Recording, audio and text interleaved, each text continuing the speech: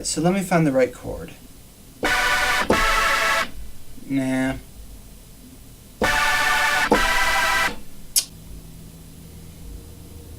Okay, here we go.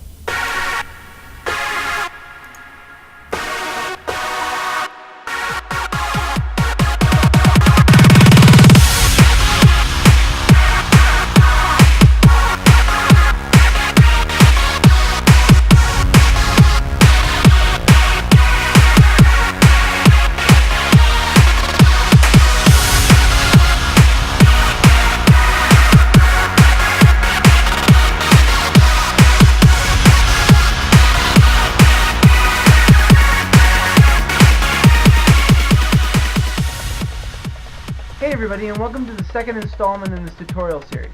I'm TranceCrafter, or DJ Tonic, as you might know me from my previous account on YouTube.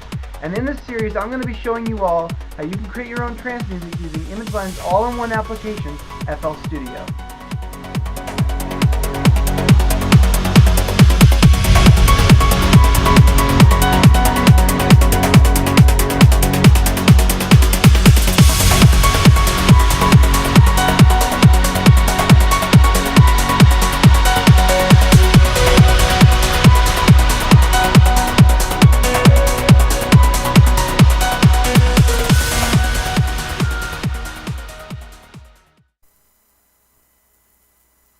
Okay, so in the last tutorial what we kind of covered was just the user interface in FL Studio, what the different windows were that you would go into and how you would use them, where you would use them.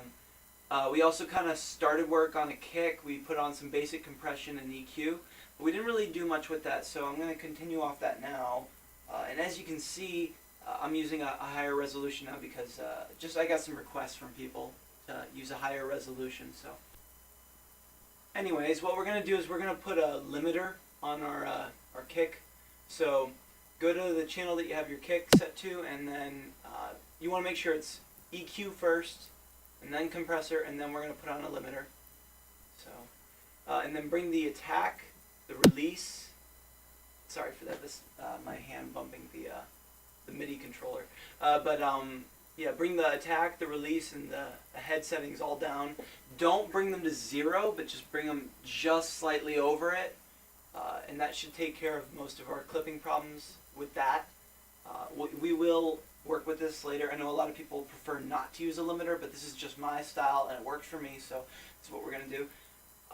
Bring the ceiling level up a little bit, and we want it to go, we want the sound level to be just slightly over 0 decibels. So I'm going to do that right now. Like that, that's good. And once we do that, now what we're gonna do is we're gonna actually remove these kicks here, because I think what I'm gonna do is, instead of doing this as a progressive style track, I'll kind of work with that a little bit, but this is gonna be a little bit more alternative, I think. I don't know, me being creative. So yeah, so we want to put our kick in our playlist. Select pattern 1 and then just click wherever you want to put it. You can do this in the bottom half, or you can do this in the top half. I prefer to do this in the top half, but I mean, if anyone wants to do it in the bottom half, that's fine. Alright, so once you have your kick over here in the playlist, what we're going to do next is we're going to put a crash down on top of it. So let me see here.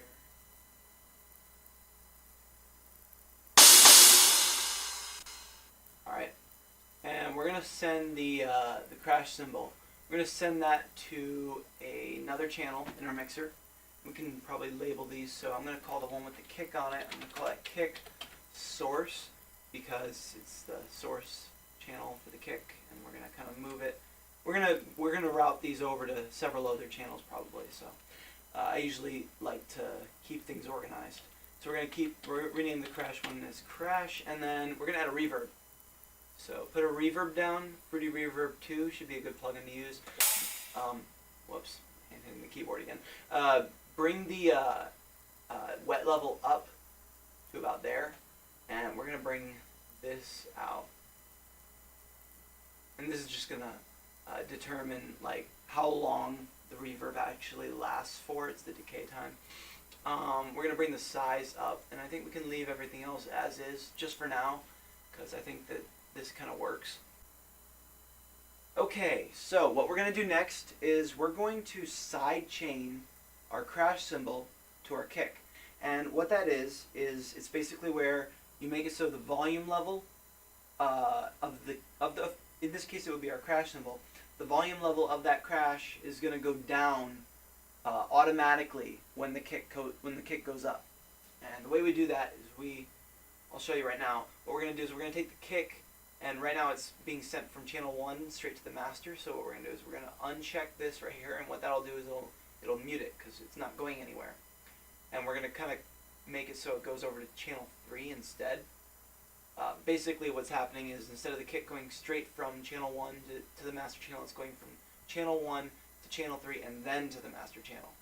And we can kind of route these around and do different things. It's pretty cool. So we're going to rename our kick channel that we just created. We're going to call that kick.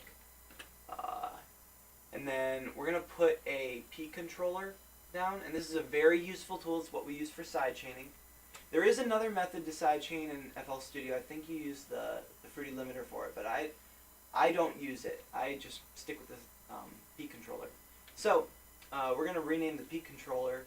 We're going to call that Crash. And the reason why we're renaming it is because we're going to have a lot of them. One for practically every instrument. Not all the instruments, but quite a few of them. And just to keep track, we're going to rename them. So once you've done that, go into the P controller. You're going to want to unmute it so that way the kick will be playing, because if you just mute it, you won't hear the kick. And then we're going to bring this volume level down. We're inverting the signal. We're going to bring this down. We're going to bring this up to about 80%, because 80% is about the default level for all these volume controls. We're going to bring this curve down just slightly, and then we're going to bring this over to the right a little bit. And it's not exactly like this. It's different for every case, but I'm just going with some basic settings that I know work with this particular sample. So we're going to then go over to the crash cymbal that we created, the crash channel anyway. And we're going to put on a Fruity balance, and then you're going to right click on the volume knob in the Fruity balance, and you're going to want to go to linked controller. There's going to be a little drop down menu over here for internal controllers. You're going to see that it lists off the crash cymbal, so you click on that one. The one that says peak. Well, I mean, you can probably use this one too, but I usually just, it doesn't really matter. Same thing.